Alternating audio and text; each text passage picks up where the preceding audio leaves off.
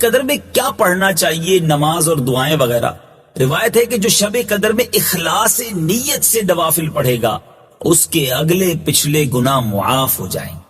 شب قدر میں 4 رکعت نماز نفل اس ترکیب سے پڑھے کہ ہر رکعت میں الحمد کے بعد سورہ قدر انا انزلناہ فی لیلۃ القدر 3 مرتبہ پوری سورت، اور سورہ اخلاص قل ھو اللہ احد شریف 50 مرتبہ پڑھے۔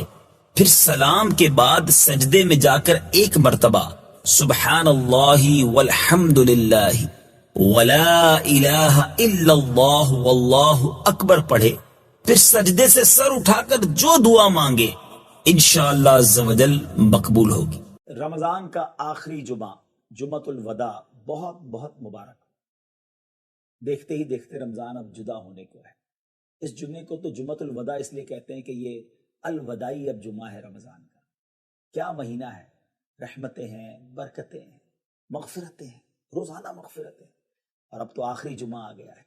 ہو سکے تو یہ جمعہ اللہ کے گھر میں گزاریں، تلاوت میں گزاریں، درود میں گزاریں، عبادت میں گزاریں، ہو سکے تو آنسو بہائیں، اللہ سے معافی مانگے اپنے گناہوں کی۔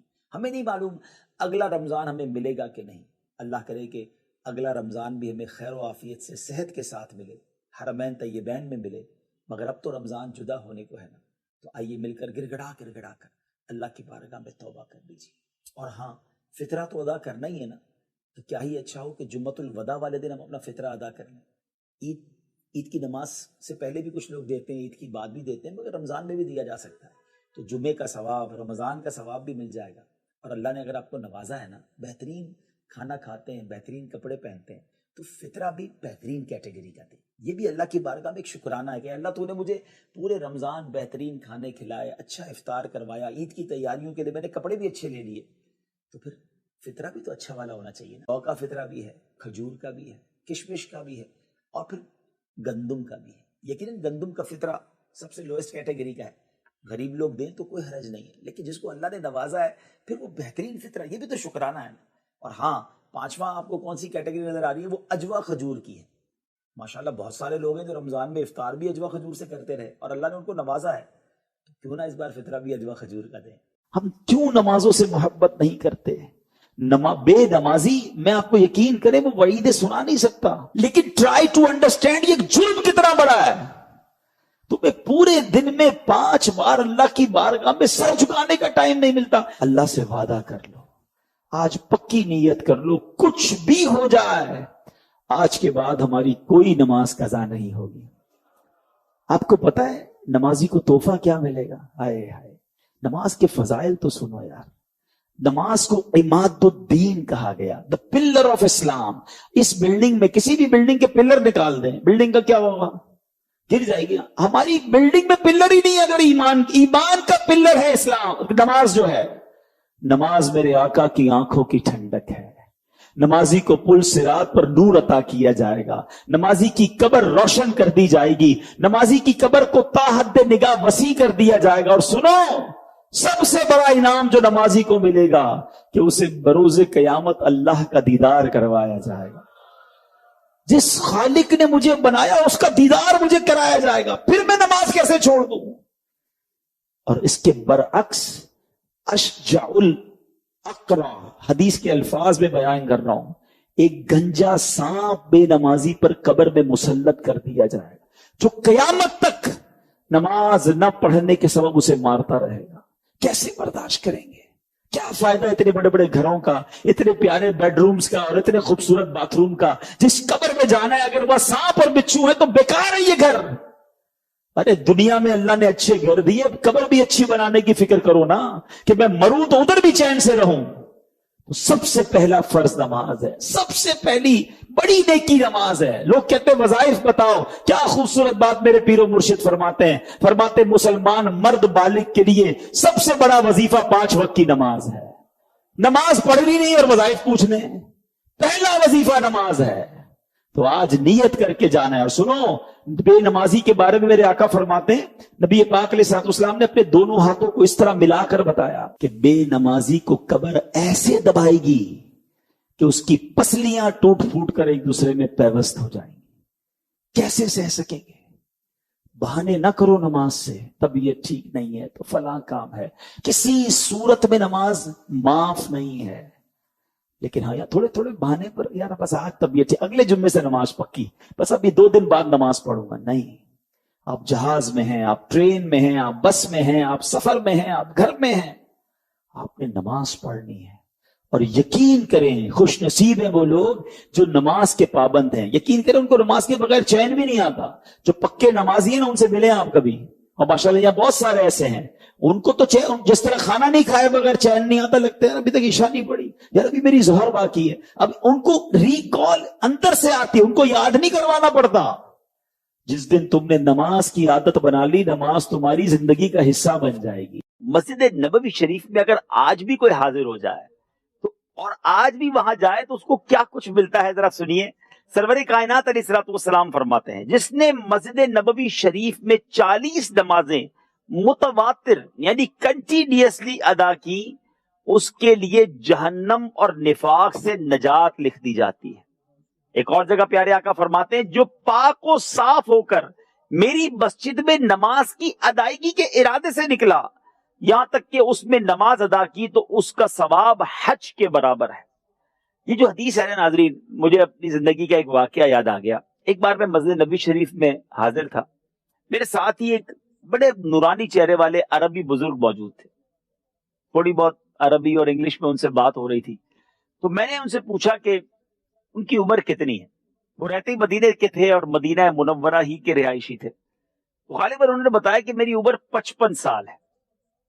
اچھا، ان کچھ دنوں کے بعد حج کے دن آنے والے تھے، تو میں نے پوچھا کہ آپ نے کتنے حج کیے ہیں؟ انہوں نے کہا میں نے زندگی میں ایک ہی حج کیا. میں نے کہا مدینے میں رہتے ہیں حج کو نہیں جاتے؟ کہتے ہیں مجھے حج کو جانے کی کیا ضرورت ہے، جو فرض ہے وہ ادا کر لیا ہے، باقی روزانہ 5 حج کا ثواب کماتا ہوں.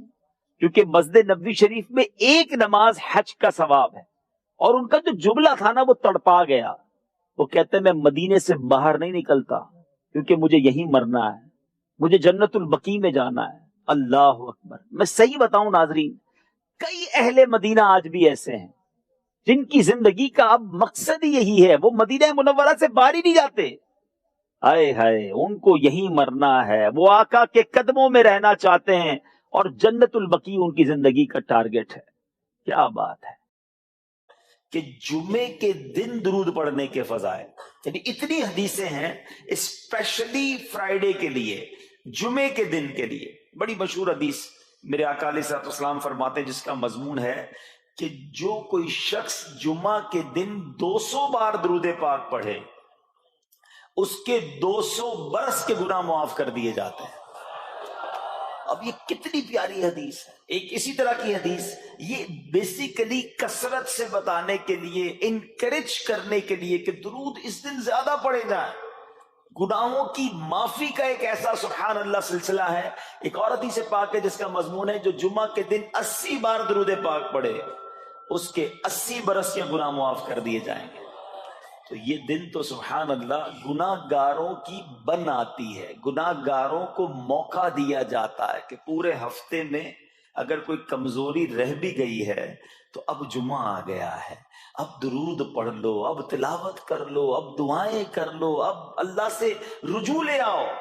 یہ جمعے کا دن سبحان اللہ، مفتی احمد یار خان نعیمی رحمت اللہ تعالی علیہ فرماتے ہیں جمعہ کے دن کوئی نیکی کی جائے اللہ کی بارگاہ میں جمعے کا شرف اور مقام اتنا اعلیٰ ہے کہ جمعہ کی ایک نیکی 70 گنا اس کا ثواب عطا کیا جاتا ہے، ملٹی پلائی بائی 70.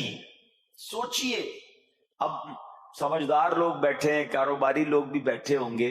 ہمارے یہاں نارملی سپر اسٹور پہ یا کسی جگہ پر مارکیٹس وغیرہ میں اسکیم لگتی ہیں، 25% discount, 50% discount, buy 1 get 1 free, ایک خریدو دوسرا فری. لوگ گرمیوں کی چیزیں سردیوں میں خرید لیتے ہیں. ارے بھائی ابھی تو گرمیاں، ابھی سے جیکٹ خرید دی ہے یار، سستا مل رہا تھا، ایک فری مل رہا تھا، سردیوں میں کام تو آئے گا نا، چلو لے لو بھائی. سردیوں میں گرمیوں کی چیزیں خرید رہے ہوتے ہیں، کیوں؟ سستا. ہم دنیا کے نفع کے لیے، دنیا کے بینیفٹ کے لیے ٹریول بھی کرتے ہیں، جا کر خرچ بھی کرتے ہیں. مجھے اچھی طرح یاد ہے افریقہ کے غالباً ایک ملک میں تھا، تو بارڈرز ملے ہوئے ہوتے ہیں. ہم بارڈر ہم نے کراس کیا, ایک ملک کا جیسی بارڈر کراس کیا. بارڈر کراس کرتے ہی ایک بہت بڑا ویرانہ تھا لیکن بہت بڑا شاپنگ مال بنا ہوا اور گاڑیوں کی قطاریں. تو میں نے اسلامی بھائی سے پوچھا, یار اس ویرانے میں اتنا بڑا شاپنگ مال اور اتنی گاڑیاں؟ تو انہوں نے وجہ پتہ کیا بتائی؟ کہتے جس ملک کے بارڈر کے ساتھ یہ سٹور ہے نا, اس ملک میں ٹیکس ہے, یہ ملک ٹیکس فری ہے. اچھا, اس ملک نے اپنے بزنس کو چلانے کے لیے اپنے ملک کے اندر مال بنے ہوں گے, ایک اسپیشل مال یہاں بنا دیا تاکہ اس ملک والے سفر کر کے آئیں اور پورے مہینے کا سامان اس سٹور سے لے کے واپس چلے جائیں, صرف ٹیکس بچانے کے لیے ایک ایک مہینے کا سامان. اچھا, گاڑیوں کی لائنیں. اب بتاؤ یار, ہم دنیا کمانے کے لیے, سفر کرنے کے لیے تیار ہیں, نفع کمانے کے لیے وقت دینے کے لیے تیار ہیں. ہر جمعے اسکیم اناؤنس ہے, ایک نیکی کرو 70 گنا ثواب کماؤ گے. بتاؤ کیا ذہن ہونا چاہیے کہ یار بس جمعے کا دن تو قرآن پڑھوں گا, درود پڑھوں گا, صدقہ کروں گا. سبحان اللہ, ڈھونڈ ڈھونڈ کے ہمارے صحابہ علیہ رضوان ڈھونڈ ڈھونڈ کے نیک اعمال کرتے تھے کہ یہ بھی عمل کر لوں, یہ بھی کر لوں, اور جمعے کے دن اسپیشلی. تو اللہ کرے ذہن میں یہ بات بیٹھ جائے کہ میں نے جمعے کو زیادہ نیکیاں کرنی ہیں. اچھا, اب اس میں ایک اور مشورہ دیتا ہوں. مثال کے طور پہ آپ نے ذہن بنایا ہوا کہ یار پیر والے دن جو ہے نا, میں نے کسی مریض کی عیادت, رشتہ دار ہے وہاں جانا ہے, یا میں نے جناب سیٹرڈے یا سنڈے کوئی صدقہ خیرات کرنا ہے, کسی کی ہیلپ کرنی ہے. آپ نے کوئی نیکی پلان کی ہوئی ہے ہفتہ اتوار پیر منگل میں, تو کوشش کر کے اس کو جلدی کریں اور فرائیڈے میں کر لیں. ایک پوائنٹ آپ نے دیکھا, میں نے یہ نہیں کہا کہ اس کو اگلے جمعے کریں, ہاں ڈیلے نہ کریں, تھوڑا جلدی کر کے اس جمعے کو کریں تاکہ 70 گنا جو ہے وہ اس میں ثواب کما لوں, برکتیں حاصل کر لوں. تو اللہ کرے کہ میں اور آپ نیکیوں کے حریص بن جائیں. نیکیوں کی جو لالچ ہے نا, لالچ میں یہ بھی کر لوں, میں یہ بھی کر لوں, میں سجدہ بھی کروں, میں تلاوت بھی کروں, میں صدقہ بھی دوں, یہ تو نصیب والوں کو ملتا. اور صحابہ کرام میں ہمیں نظر آتا تھا, پیچھے نہیں ہٹتے تھے صحابہ. ہمیں اعلان کیا جا رہا ہے کہ یہ موقع ہے, یہ نیکی ہے, اور پھر بھی کوئی نظر نہیں آتا. اللہ کرے کہ یہ جذبہ, کیونکہ یاد رکھو جس طرح کاروباری لوگ کہتے ہیں نا سیزن ہے نیکیاں کر لو, بالکل اسی طرح جب تک میری اور آپ کی سانسیں باقی ہیں نا, نیکیوں کا سیزن جاری ہے. جتنی نیکیاں کمانی ہے کما لو. یہ مائنڈ سیٹ بنا لو کہ یار پتہ نہیں کب مر جاؤں, اور نیکی اور نیکی. جس طرح پیسے کمانے کا ذہن ہوتا ہے نا, اللہ کرے اس سے زیادہ میرا اور آپ کا نیکیاں کمانے کا ذہن ہو جائے. یار تھوڑی اور نیکی کما لو, تھوڑی اور. مثال کے طور پہ آپ کہیں جا رہے ہیں, کسی نے کہا ذرا بیٹھیے 10 منٹ بعد وہ بھائی آئیں گے. اب ہم 10 منٹ کس طرح گزارتے ہیں؟ موبائل نکالا اور جناب دیکھنا شروع. 10 منٹ کیا 15 منٹ بھی گزر جائیں پتہ نہیں چلے گا. لیکن یہ 15 منٹ میں کیا ملا آپ کو؟ شاید گناہ ہی ملے ہوں گے, کیونکہ ہمارے موبائل میں تو بہت ساری چیزیں ایسی ہیں یا تو حرام دکھا دیتی ہیں یا حرام سنا دیتی ہیں. لیکن اگر نیکیوں کا ذہن ہو تو بندہ سوچے یار 10 منٹ میں تو میں سورہ یاسین پڑھ سکتا ہوں, 10 قرآن کا ثواب ہے. موبائل میں قرآن پاک ڈاؤن لوڈ ہو, قرآن شریف نکالا اور یاسین شریف پڑھ لی, ویٹنگ ایریا کے اندر 10 قرآن کا ثواب کما لیا. اگر یہ مائنڈ سیٹ ہو, بندہ کہ یار اتنی دیر میں تو 100 بار درود پاک پڑھ لوں گا. اور آقا علیہ الصلوۃ والسلام فرماتے ہیں جو 100 بار درود پاک پڑھے اس کی دونوں آنکھوں کے درمیان لکھ دیا جاتا ہے کہ یہ بندہ دوزخ کی آگ اور نفاق سے بری ہے. 5 منٹ 10 منٹ میں اتنی نیکیاں کما سکتا ہوں. لیکن مائنڈ سیٹ ہی نہیں ہے, گھنٹوں ضائع کر دیں گے, نیکی کمانے کا ذہن نہیں بنتا. اگر یہی 10-15 منٹ میں مجھے پیسے ملنے ہوتے تو بتاؤ ہم کیا کرتے. اللہ کرے دل میں اتر جائے میری بات. تو بہرحال جمعہ کا دن یہ بہت کمال کا دن ہے. ہر جمعے کے دن آپ کو اونٹ صدقہ کرنے کا ثواب مل سکتا ہے. ایک اونٹ کتنے کا آتا ہے؟ 1.5-2 لاکھ روپے کا تو ہوتا ہے. 2 لاکھ روپے ہر جمعے کو صدقہ کرو, مہینے کے ہو گئے 8 لاکھ روپے. بندہ بولے غریب آدمی 8 لاکھ ہر مہینے؟ جی جناب, ہر مہینے 8 لاکھ کم و بیش آپ صدقہ کرنے کا ثواب کما سکتے ہیں. کیسے؟ کتنا آسان. نبی پاک علیہ الصلوۃ والسلام فرماتے ہیں جس کا مضمون ہے جو جمعے کے دن سب سے پہلے آتا ہے اسے اونٹ صدقہ کرنے کا ثواب ملتا ہے. جو اس کے بعد آتا ہے اسے گائے صدقہ کرنے کا ثواب ملتا ہے. اللہ کی رحمت سے ہر جمعے فرشتے مسجد کے دروازے پر کھڑے ہوتے ہیں. اب اللہ سے دعا کرتے ہیں اللہ تیری نوری مخلوق کے صدقے ہم پر رحم فرما, ہماری مغفرت فرما. مگر جب امام خطبے کے لیے کھڑا ہو جاتا ہے, آقا علیہ الصلوۃ والسلام فرماتے ہیں وہ رجسٹر بند کرتے ہیں اور وہ بھی آ کر امام کا خطبہ سننے کے لیے بیٹھ جاتے ہیں. تو جلدی آ کر, کچھ منٹ پہلے آ کر. اچھا علم دین الگ ملتا ہے, ظاہر ہے یہاں ہر جمعے بیان ہوتا ہے, وہ بیان سننے کو آپ کو الگ ملے گا, نیکی کی دعوت الگ ملے گی, اور سبحان اللہ اونٹ صدقہ کرنے کا ثواب. تو مبارک ہو انہیں جو جلدی آتے ہیں. تو بہرحال اب میں چاہتا ہوں کہ جب بات جمعے پر ہی ہو رہی ہے تو ایک میں نے اور آپ کو پیغام دینا تھا. جمعے کو خطبہ دیا جاتا ہے, آپ میں سے بھی کئیوں کو 60, 70, 80% خطبہ یاد ہوگا کیونکہ ہر جمعے سنتے ہیں. مگر کس کو یہ تجسس ہوا کہ یہ ہر جمعے امام صاحب پڑھتے ہیں, اس میں پیغام کیا ہے, اس کا ترجمہ کیا ہے, اس میں ہمیں کیا جاتا ہے؟ بس سر جھکاتے ہیں, ہاتھ باندھتے سنتے رہتے ہیں, کچھ سو بھی جاتے ہوں گے. ارے اللہ کے بندو سوچو تو صحیح کہ ہر جمعے کو سنتا ہوں, آدھا پونا یاد بھی ہو گیا, پیغام کیا ہے؟ دو باتیں, ایک حدیث پاک اور ایک خوبصورت پیغام ہر جمعے کو آپ سنتے ہیں. ٹھیک ہے, حدیث ذرا سنیے گا. اللہ کے حبیب علیہ الصلوۃ والسلام فرماتے ہیں البر لا یبلا والذنب لا ینسا والدیان لا یموت. سنے میں نا یہ الفاظ, ایسا لگ رہا ہے کہ یار یہ الفاظ تو کانوں میں ہر جمعے آتے ہیں. ٹھیک ہے, آگے فرمایا اعمل ما شئت کما تدین تدان. یہ ایک حدیث ہے. ٹھیک ہے, اس کے بعد قرآن کی ایک آیت تلاوت ہوتی ہے فَمَن يَعْمَلْ مِثْقَالَ ذَرَّةٍ خَيْرًا يَرَهُ وَمَن يَعْمَلْ مِثْقَالَ ذَرَّةٍ شَرًّا يَرَهُ.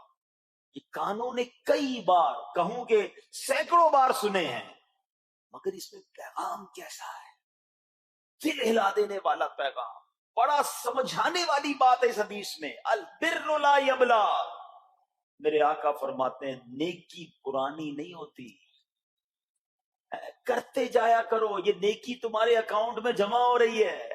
میں اور آپ بھول جائیں گے, میرا رب نہیں بھولتا, اس کے خزانے بڑے ہیں. جہاں نیکی پرانی نہیں ہوتی نا, اگلا جملہ سنو وَالذَّنبُ لَا يُنسَا, گناہ بھلایا نہیں جاتا. میں اور آپ بھول گئے, دیکھو وَالذَّنبُ لَا يُنسَا, گناہ بھلایا نہیں جاتا. تم بھول گئے ہو اگر کہیں لکھا ہوا ہے, جواب دینا ہے. اور آگے فرمایا وَالدَّيَّانُ لَا يَمُوتُ, فرمایا کہ جو فیصلہ کرنے والا ہے اسے موت نہیں آتی. اللہ کو موت نہیں آنی, میں اور آپ مر جائیں گے. جس نے ڈیسیشن لینا ہے, جس نے فیصلہ کرنا ہے, اسے موت نہیں آنی. پھر آگے فرمایا اعمل ما شئت کما تدین تدان, کر لے جو کرنا ہے, جیسی کرے گا ویسی بنے گا. پھر قرآن کی یہ آیتیں سمجھا رہی ہیں فَمَن يَعْمَلْ مِثْقَالَ ذَرَّةٍ خَيْرًا يَرَهُ, جو ذرہ بھر نیکی کرے گا, بھلائی کرے گا, وہ دیکھے گا. وَمَن يَعْمَلْ مِثْقَالَ ذَرَّةٍ شَرًّا يَرَهُ, کہ جو ذرہ بھر برائی کرے گا وہ بھی دیکھے گا. یہ اتنا شاندار جمعے کا پیغام ہر جمعے خطبے میں دیا جاتا ہے. اللہ کرے یہ دل کی گہرائیوں میں اتر جائے, دروازہ بند کر کے, اندھیرا کر کے, اکیلے میں گناہ کرنے والا سوچے کہ ٹھیک ہے دنیا میں کوئی نہیں دیکھ رہا مگر میرا رب دیکھ رہا ہے, مجھے اس ذرہ بھر گناہ کا بھی جواب دینا پڑے گا. لوگ کہتے ہیں چھوٹی سی بات ہے یار, چھوٹا سا گناہ ہے, ٹھیک ہے چلتا ہے, سبھی تو کرتے ہیں. نہیں جناب, وہ نقطہ نواز ہے, وہ معاف کرنے پہ آئے تو 100 بندوں کے قاتل کو معاف کر دے, اور وہ پکڑنے پہ آئے تو ایک نقطے پر پکڑ فرما دے.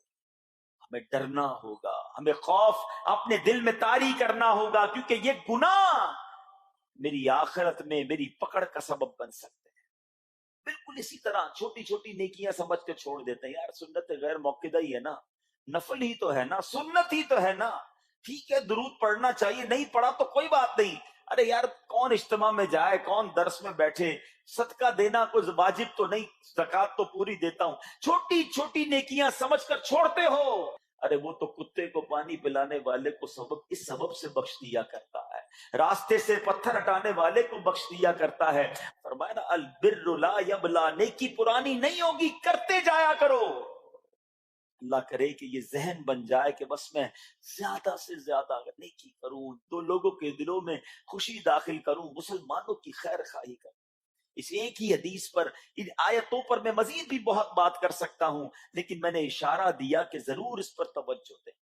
اور ایک شاندار پیغام ہر جمعے میں ہم سنتے ہیں، کیا شاندار وہ پیغام ہے!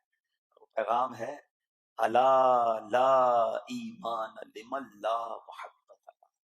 یاد ہے سب کو؟ جمعے میں سنتے ہو نا؟ اور 3 بار کہتے ہیں امام صاحب، الا لا ایمان لمن لا محبت اللہ، الا لا ایمان لمن لا محبت اللہ۔ کبھی تو امام صاحب کو روکتے، حضور یہ ہر جمعے کو پڑھتے، بتائیں تو اس میں ہے کیا؟ نہیں، ہمیں کیا ضرورت ہے، بس جمعہ ہو گیا، بس ٹھیک ہے، ٹائم پورا ہو گیا، فرض پورا ہو گیا۔ ارے اللہ کے بندو سمجھو تو صحیح، اس میں میسج کیا ہے؟ اللہ اکبر! سنو اس کا مطلب کیا ہے، سنو، الا لا ایمان لمن لا محبت اللہ، سن لو اس کا ایمان نہیں جس کے دل میں نبی پاک سے محبت نہیں، ایمان ہی نہیں ہے۔ ارے جس دل میں نبی پاک سے محبت نہیں، اس کا ایمان ہی نہیں ہے۔ اعلیٰ حضرت امام اہل سنت ایسے ہی نہیں لکھتے کہ اللہ کی سرتاب قدم شان ہے یہ، انسان نہیں انسان، وہ انسان ہے یہ۔ قرآن تو ایمان بتاتا ہے انہیں، اور ایمان یہ کہتا ہے میری جان ہے یہ۔ ایمان کمپلیٹ ہی نہیں ہوتا نبی پاک علیہ الصلوۃ والسلام سے محبت کے بغیر۔ اور یہ بات ایسا لگتا ہے انفارچونیٹلی کہ غیر مسلم جانتے ہیں، کبھی تو وہ سازشیں کرتے ہیں، انہیں پتا ہے۔ آپ بتائیں دنیا کے کس ملک میں نماز روکی جاتی ہے؟ نہیں روکی جاتی۔ مسجدوں کی تعمیر ہو رہی ہوتی ہے، تلاوت قرآن ہو رہی ہوتی ہے، کوئی نہیں روکتا، قرآن چھپ رہے ہیں۔ لیکن بار بار اگر حملہ ہوتا ہے، بار بار اگر اٹیک ہوتا ہے، تو اس لیے ہوتا ہے کہ ان مسلمانوں کے دلوں سے ان کے نبی کی محبت کو نکال دو۔ ان مسلمانوں کے دلوں میں اگر یہ محبت رسول رہ گئی تو یہ پھر بھی دوبارہ آ کر یکجا ہو جائیں گے، ایک ہو جائیں گے، نیک ہو جائیں گے۔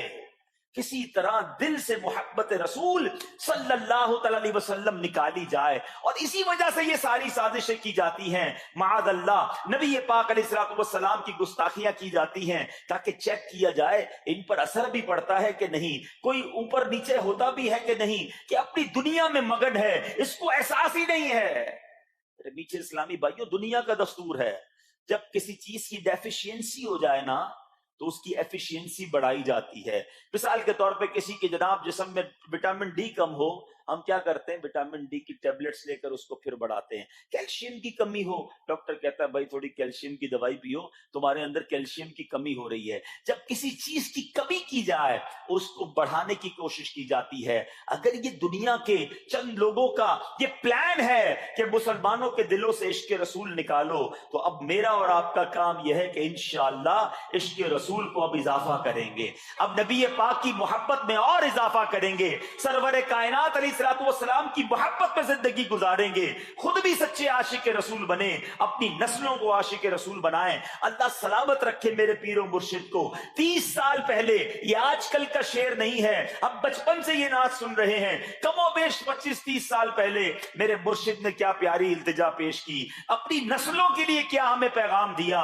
کہتے میری آنے والی نسلیں تیرے عشق ہی میں مچلیں، میری آنے والی نسلیں تیرے عشق ہی میں مچلیں، انہیں نیک تم بنانا مدنی مدینے والے۔ یہ ہے پیغام دعوت اسلامی کا کہ ہم بھی عاشق رسول بنے، کسی صورت ہمارے دل سے عشق رسول کم نہ ہو، اور جناب ہماری نسلوں میں ہم عشق رسول اتاریں۔ تو مجھے اور آپ کو اس ڈیفیشینسی کو ایفیشینسی میں، اس پہ اضافے کا اہتمام کرنا ہوگا۔ اب آئیے دیکھتے طریقے کیا ہیں، کیسے عشق رسول بڑھے گا، کیسے دلوں میں محبت رسول بڑھے گی۔ کیونکہ جمعے کا یہ اعلان ہر جمعے سنتے ہو، الا لا ایمان لمن لا محبت اللہ، وہ ایمان ہی کامل نہیں ہے، وہ ایمان ہی کمپلیٹ نہیں ہے جس دل میں عشق رسول نہیں ہے۔ تو عشق رسول بڑھے گا کیسے جناب؟ تو دنیا کا بڑا سمپل فارمولا ہے کہ عشق بغیر اطاعت کے کمپلیٹ ہی نہیں ہوتا۔ دنیا میں بھی آپ جس سے محبت کریں ہو ہی نہیں سکتا کہ آپ جس سے محبت کریں اس کی بات نہ مانیں. ایسا ہو سکتا ہے کہ میں آپ سے محبت بڑی کرتا ہوں مانوں گا ایک بھی نہیں آپ کی؟ نہیں جناب. جس سے محبت ہوتی ہے بندہ کہتا ہے آپ کے لیے جان حاضر ہے، آپ حکم تو کریں، آپ کا فرمان سر آنکھوں پر. یہ دنیا کا دستور ہے. تو اگر آپ واقعی نبی پاک سے محبت کرتے ہیں یا سچے عاشق رسول بننا چاہتے ہیں تو پھر فرمان رسول پر عمل کرنا ہوگا، نبی پاک کے طریقے پر عمل کرنا ہوگا، اطاعت رسول کرنی ہوگی، تبھی آپ سچے عاشق رسول کہلائیں گے. یہ ہو نہیں سکتا کہ ایک طرف تو میں نعرہ لگاؤں کہ غلامی رسول میں موت بھی قبول ہے اور دوسری طرف نبی پاک کا طریقہ قبول نہ ہو، نہ سچ قبول ہو، نہ مسلمانوں کی خیر خواہی قبول ہو، معاذ اللہ، نہ سنتیں قبول ہو، نہ نماز قبول ہو. جمعے کی نماز میں مسجدیں فل ہیں، کیا عصر کی نماز میں بھی ہوں گی؟ کیا عصر فرض نہیں ہے؟ کیا مغرب فرض نہیں ہے؟ کیا عشاء فرض نہیں ہے؟ میرے آقا فرماتے ہیں جعلت قرۃ عینی فی الصلاۃ، کہ نماز میں میری آنکھوں کی ٹھنڈک ہے. ان گستاخان رسول کو یہ جواب دینا ہے کہ تم جتنی نبی پاک علیہ الصلوۃ والسلام کی معاذ اللہ شان میں گستاخی کرو گے دنیا میں تو نیست و نابود ہو ہی جاؤ گے، مگر تم دیکھو گے کہ تمہارا ہر قدم ہمارے عشق رسول میں اضافے کا باعث بنے گا، ہمارے انشاءاللہ نبی پاک کے قریب ہونے کا باعث بنے گا. آؤ نیت کریں کہ آج کے بعد ہماری کوئی نماز قضا نہیں ہوگی، آج کے بعد زندگی نبی پاک کی سنتوں کے مطابق گزرے گی. میرا چہرہ، میرا لباس، میرا کردار بتائے کہ میں کس کا امتی اور کس کا عاشق ہوں. ارے مجھے بتانا کیوں پڑے میں کس کا امتی ہوں، مجھے دیکھ کر پتا چل جائے. وہ شاعر لکھتے ہیں نا، فنا اتنا تو ہو جاؤں میں تیری ذات عالی میں، حضور فنا اتنا تو ہو جاؤں میں تیری ذات عالی میں، جو مجھ کو دیکھ لے اس کو تیرا دیدار ہو جائے.